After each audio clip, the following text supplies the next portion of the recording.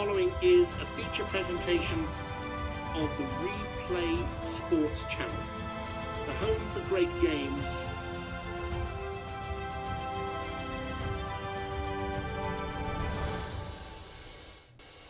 Cast is copyrighted by the WFL for the private use of our audience. Any other use of this telecast or any pictures, descriptions, or accounts of the game without the WFL's consent is prohibited.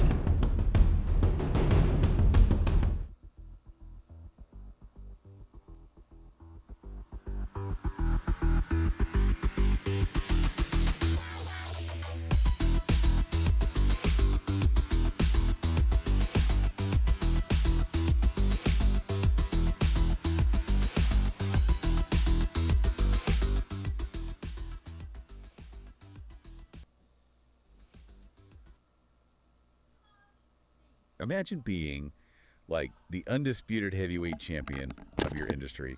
I mean, everything is just clicking perfectly. Yeah. You're hitting every milestone. The accolades are pouring in, and you just feel entirely untouchable. Yeah. And then completely out of nowhere, you get utterly dismantled by an absolute amateur who shouldn't even be in the same room as you. Oh, man.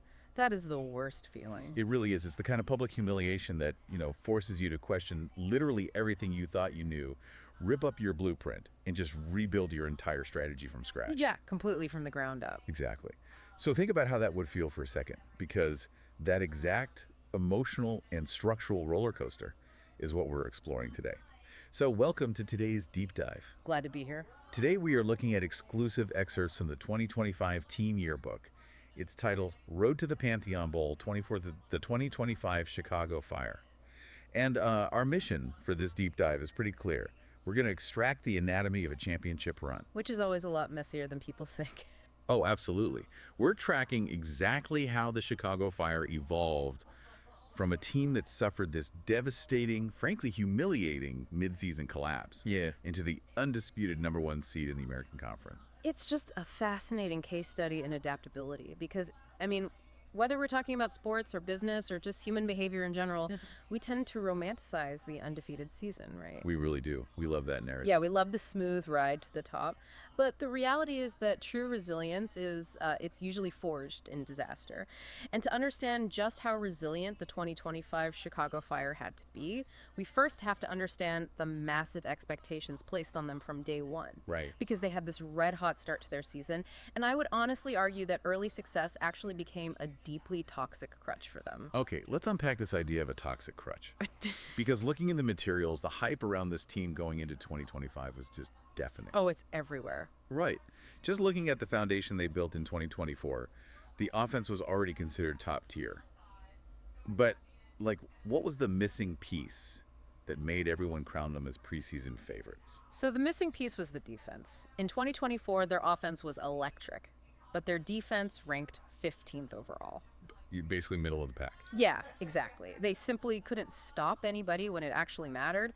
So the front office went highly aggressive in the offseason. Makes sense. They knew they had the offensive firepower with veteran quarterback Baker Mayfield coming off a 4,200-yard season. Yeah, massive year for him. Plus you had rookie running back Jahmyr Gibbs ready for a sophomore leap, and wide receiver Amon-Ra St. Brown, who is, he's essentially a reception machine. It was constantly open. Right, so the offense was entirely set. To fix the defense, they went out and grabbed safety Geno Stone, and more importantly, they signed defensive end Cameron Jordan from the defending league champion. Oh, wow. Yeah, the source material actually describes Jordan as a one-man wrecking crew on the edge. A perfect description. So the prevailing narrative heading into week one was that head coach John Harbaugh finally had the complete arsenal. And initially, it really looked like that narrative was spot on. They just fly out of the gates. They start the season 7-1. Week one, they go into Baltimore and pull out this thrilling 23-21 win. Giving Harbaugh his 100th win, too, by the way. Yes. Kicker Cameron Dicker hitting 3 clutch field goals for that. Then week 2, it's primetime television against the Atlanta Legends. St. Brown explodes for 195 yards and 2 touchdowns, and the offense just looks totally unstoppable. Oh, the spectacle. Flash forward to week 6, they pull off this massive comeback against Pittsburgh, erasing a 16-point fourth quarter deficit to win 44-42. Thrilling television. Oh, incredibly thrilling. But I read these early game recaps, and I can't help but feel like this 7-1 record was just an illusion. Like, it feels like they were a boxer who relied entirely on landing one lucky knockout punch in the first round. That's a really good way to look at it. Yeah, because it looks spectacular early on. But if the fight actually goes into the later rounds, they have a glass jaw and zero stamina. Did they just, like, have an easy schedule early on that masked their flaws? I wouldn't say they had an easy schedule, actually. I mean, they played some genuinely tough teams like Baltimore. Yeah. The issue wasn't the opponents, it was their schematic fragility. Okay, what do you mean by that? Well, you use the boxer analogy, which is perfect. Let's look at the mechanics of what was actually happening on the field. Winning shootouts like that 44-42 Pittsburgh game is incredibly exciting for the fans, but it is actively detrimental to developing a championship defense. Wait, how is winning a game actively detrimental to the defense? A win's a win, right? Not structurally. I mean, football's an ecosystem. If your offense is constantly scoring in 2 minutes via like 50-yard deep bombs. We're going 3 and out trying to hit those bombs? Exactly. Either way, your defense is constantly on the field. They never get to rest. Lactic acid builds up. Your pass rushers lose their burst off the edge. And defensive backs start blowing coverages simply because they were physically exhausted. Ah, I see. In those first 8 weeks, the Fire were completely addicted to the deep ball. They were relying on Baker Mayfield's arm and Cameron Dicker hitting 50-yard field goals to just bail them out. Right. Because the offense wasn't sustaining long drives, the defense was giving up massive yardage. Look at week 3. They surrendered over 500 yards of offense in a loss to Arizona. Wow. Over 500 yards. Yeah, so the 7-1 record looked beautiful on paper, but mechanically, the early success was preventing them from learning how to play complementary football. Which means they were a house of cards. Yeah. And the wind finally blew in November. Did it ever? Yeah, we're moving now into the absolute lowest point of the year, the midseason inferno. Weeks 10 and 11, this is where that 7-1 illusion shatters completely. It shatters violently. So week 10, they play a crucial divisional game against the St. Louis Battlehawks, who were 7-2 at the time. This was billed as a heavyweight clash. But it wasn't a clash at all. It was an execution. 29-3 St. Louis. It's brutal. The Fire didn't score a single touchdown. The offense managed a pitiful 127 total yards. Mayfield throws 3 interceptions, and St. Louis held the ball for 36 minutes. It was a complete dismantling of this supposedly elite team. Just took them apart piece by piece. But if I'm reading the source material right, that wasn't even rock bottom. No, St. Louis was just the wake-up call. Rock bottom came 7 days later against the Pittsburgh Maulers. Right, week 11. The Maulers come to Chicago. Now, Pittsburgh is 1-8 at this point. 1-8. Just a terrible record. And the Fire are 13-point favorites at home. As a fan, this is your ultimate get-right game. You take your frustrations out on a one-win team, get your confidence back, but instead, it is a 37 shock. Unbelievable. A home loss to a 1-8 team. Here's where it gets really interesting to me, just thinking about the psychological toll this takes on a locker room. You're a supposed title contender getting blown out in your own stadium, and the turning point is just devastating. Yeah, right before halftime. Exactly. Chicago fumbles. Pittsburgh's Blake Cashman scoops it up, returns it 75 yards for a touchdown. Total momentum shift. Yeah. But my question is, how does a team with this much talent look so utterly helpless against a one-win team? Was the Pittsburgh quarterback just having the game of his life? I mean, their quarterback was certainly surgical that day, but the real issue was that Chicago's blind spots were finally exposed on tape. If we connect this to the bigger picture, when true adversity hit, their outdated operating system basically crashed. Let's unpack the mechanics of what happens when a team plays hero ball. Hero ball. Yes, hero ball is when a quarterback ignores the easy, guaranteed 4-yard checkdown passes because he's constantly waiting for a 40-yard home run route to develop downfield. Always swinging for the fences. Exactly. And when a quarterback holds the ball for 4 or 5 seconds waiting for a miracle, he leaves his offensive linemen out to dry. Oh, because they have to hold their blocks longer. Right. Offensive linemen are huge guys, but in pass protection, they're forced to walk backward and catch the defensive players. They are at a mechanical disadvantage. If you play hero ball, your offensive line eventually collapses. That makes total sense. And that is exactly what happened against Pittsburgh. The line gave up 6 sacks. Without a reliable running game to slow down that pass rush, defensive linemen didn't even have to guess what Chicago was doing. They just pinned their ears back and sprinted at the quarterback. Exactly. They didn't have to hold their ground to stop a run. And the physical toll was brutal too, right? Because they lost some key players in that game, adding injury to insult. Yeah. Jahmyr Gibbs and Cordarrelle Patterson both left the game with injuries. Defensively, they were getting gashed because Pittsburgh ran for 135 yards. When your offense is predictable and your defense can't stop the run, you are in an existential crisis. This is the moment where an organization either fractures, points fingers, and fires the coach, or they adapt. So how do you respond when the script flips on you like that? You completely change the genre of the movie. Nicely put. Thanks. We're moving into the late surge now, the final stretch of the season where this team was quite literally forged in ice. Let's look at Week 12. Cleveland comes to town. The weather at Sky Global Stadium is just brutal. It's 19 degrees with 20-mile-per-hour winds. Horrible football weather. Right. As an observer, I have to assume this is the worst-case scenario for a team that relies entirely on deep passes. It is the absolute death knell for a finesse passing team. Think about the physics of playing in 19-degree weather. The football becomes as hard as a rock. Exactly. And the players' hands are completely numb, which reduces their tactile grip, and a 20-mile-per-hour wind will violently alter the trajectory of a deep pass. You simply cannot rely on 50-yard bombs in those conditions. Right. It's just not physically possible. It forces teams into a phone booth. You can't rely on open space. You have to rely on mass, leverage, and sheer physical brutality. Which is what makes this game so remarkable. Mayfield actually comes out and hits St. Brown for a 50-yard touchdown just 1 minute and 5 seconds into the game. Which is crazy in that win. It really felt like a defiant statement, like, we can still do this. But reading further, the real story of that 41-9 blowout wasn't that opening pass. It was a complete structural identity shift. They stopped trying to outscore teams with finesse, and they started trying to physically run them over. Yes, this is where we see the brilliance of their coaching adaptation. They basically handed the keys to the ground game. Jahmyr Gibbs rushed for 148 yards on 20 carries. That's a huge workload. As a team, they rushed for 243 yards.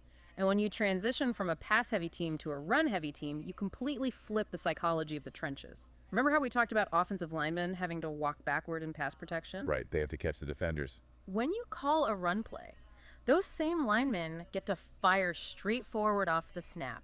They get to attack. Oh, that's got to feel good for them. It does. They get to punch the defensive lineman in the mouth and dictate the physical tone of the game. That aggression is infectious. It spreads to the whole team. And it essentially acts as armor for the defense. Right. Precisely. If your offense is running the ball down the opponent's throat, the clock keeps moving. A drive might take 8 or 9 minutes. While that is happening, your defense is sitting on the bench, resting, drinking Gatorade, and watching the opponent get physically worn down. So they're fresh. Right. When that rested defense finally steps onto the field, they are energized. And because the offense likely gave them a lead, the defensive line guys like Cameron Jordan and Jonathan Cooper no longer have to worry about the opponent running the ball. Because the opponent is desperate to catch up. Exactly. They know the opponent has to pass, which means they can unleash their full pass rushing arsenal. Cleveland only managed 200 total yards that night. Chicago discovered that a bruising run game is actually the ultimate defensive weapon. And that game laid down the blueprint for the rest of their season. They took that physical, weatherproof identity and marched straight to the #1 seed. It was a beautiful transition. Looking at this late surge, Week 14 really stands out. They're down late against a tough Denver Gold team. Under the old system, maybe Mayfield tries to force a hero ball downfield and throws an interception. Almost certainly. But here, he engineers 2 methodical, clutch fourth-quarter drives, using his legs to scramble, and Gibbs caps it off with a 10-yard game-winning touchdown run. It just showed immense maturity. They learned how to win ugly, which is a prerequisite for December football. And then the clincher in Week 16. Against the Las Vegas Outlaws, Chicago dominates. Gibbs breaks the game wide open with an 81-yard touchdown run. Incredible play. Yeah, and the defense secures 6 sacks and limits the Outlaws to just 3 points. That win secures the 11-3 record, the North Division title, and the #1 overall seed in the American Conference, which guarantees them home field advantage. A huge deal for a cold weather team. Exactly. So what does this all mean? Let's pause right there because I want to make sure I'm grasping the magnitude of this shift. They started the year as this flashy, finesse passing team. But when their backs were firmly against the wall, they transformed into a bruising, run-heavy, defense-first monster. Am I right in thinking that the midseason collapse, that humiliating loss to a 1-8 team, was actually the best thing that could have happened to them? Did it force them to become a complete team? I would say it's the only reason they became a complete team. This raises an important question about adaptability, because if they had somehow squeaked out ugly, lucky wins in weeks 10 and 11, the coaching staff might never have realized how fragile their offensive strategy actually was. They would have kept coasting. Exactly. The collapse burned away their reliance on Hero Ball.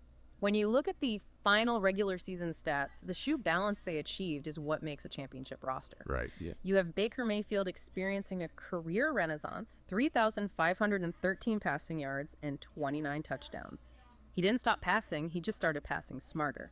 Complementing that, you have Jahmyr Gibbs producing a dominant 1,084 yards on the ground. Such a lethal combo. And Amon-Ra St. Brown remained a pillar with 84 catches and 13 touchdowns. And the defense finally lived up to the preseason hype. Exactly. The defense that was a liability a year prior became a top-tier unit, led by linebacker Jonathan Cooper's 9 sacks and safety, Harrison Smith's 5 interceptions. They didn't abandon their passing game, they just integrated it into a much tougher, weatherproof foundation. Yeah. And securing the number 1 seed meant the road to the championship would go through the freezing cold of Sky Global Stadium, playing right into their newly forged physical identity. Which brings us to the ultimate proving ground, the path to the Pantheon Bowl. Regular season resilience makes for a great yearbook narrative, sure, but does that new identity actually hold up in the unforgiving win-or-go-home environment of the playoffs? Right, because the playoffs are where pretenders are ruthlessly exposed. Every team you face is elite, and every opposing coach is spending 2 weeks scheming specifically to take away the one thing you do best. So if you're a one-trick pony, you're done. If you only have one way to win, you will be eliminated. Well, their first test is the divisional round against the DC Defenders. Unsurprisingly, it's freezing cold again. And it's an absolute street fight. DC wouldn't go away. They hung around answering every single Chicago score. A really stressful game. In the past, this might have been the moment Chicago panicked and reverted to those deep bombs. But they leaned heavily on their new identity. Gibbs was an absolute revelation, accounting for 3 total touchdowns, 2 rushing and 1 receiving. He put the team on his back. He really did. They were lethal in the red zone, scoring touchdowns on 5 of their 7 trips inside the 20-yard line. They pull away for a 37-24 win.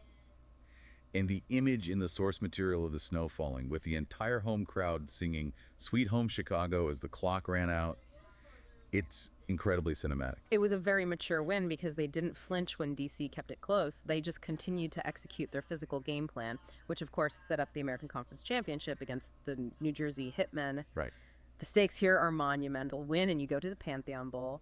Lose, and this entire reinvention narrative is just a nice story with a bitter ending. And they responded by playing arguably their most complete game of the entire year. A dominant 37-23 victory over New Jersey. Mayfield was operating at a surgical level. He finished with a 139.3 passer rating and 0 interceptions. 0 mistakes. Taking exactly what the defense gave him without forcing anything. Gibbs rushed for 108 yards and 2 touchdowns, just continuously hammering the Hitmen's defensive line until they broke. And fittingly, after an entire offseason focused on fixing the defense, it was the defense that delivered the final crushing blow. Oh, this is the play of the year. Late in the fourth quarter, New Jersey is trying to mount a desperate comeback. Chicago linebacker Harrison Smith steps in front of a pass and takes it 31 yards to the house for a pick 6. Game over. Ticket punched. They secure their spot in Pantheon Bowl 24 for a highly anticipated rematch with the Denver Golder. That pick 6 is just the perfect culmination of their journey. I mean, they beat New Jersey by dominating the line of scrimmage, protecting the football on offense, and creating turnovers on defense. Literally everything they failed to do during that 2-game midseason skid, they executed flawlessly in the conference championship under the highest possible pressure. It really makes you step back and look at the whole picture differently. You know, the narrator in the team yearbook states that the 2025 Chicago Fire discovered that greatness is not found in perfection, but in perseverance. Love that quote. It's so good. They didn't get to the championship by avoiding failure. They didn't just coast on that flashy 7-1 start. They got there by absorbing 2 of the most humiliating losses imaginable, looking brutally in the mirror, and using that pain to fix their fatal blind spots. Because growth requires friction, right? The disaster of the midseason was the exact catalyst for their ultimate success. It forced them to build the muscle they didn't even know they were missing, transforming them from a flashy team that looked good on paper into an absolute juggernaut that could win in any condition. And that brings us back to you listening to this. We started by talking about those projects or goals or businesses that suddenly hit a massive wall. The narrator in the yearbook leads us with this incredible lingering thought. The game of football is measured in yards, but remembered in moments. Think about your own life, your career, your creative pursuits. What if the moments that ultimately define your greatest success are actually the painful, embarrassing setbacks? The ones you want to forget. Exactly. What if your equivalent of a 37 loss to a 1-8 team is actually the exact wake-up call you need? The precise moment that finally forces you to strip away the fluff, rebuild your foundation, and evolve into an unstoppable version of yourself. It is definitely something to think about the next time you find yourself staring at a completely derailed blueprint. Absolutely. Thank you so much for joining us on this exploration today. We've loved unpacking this incredible journey with you. Until next time, keep digging.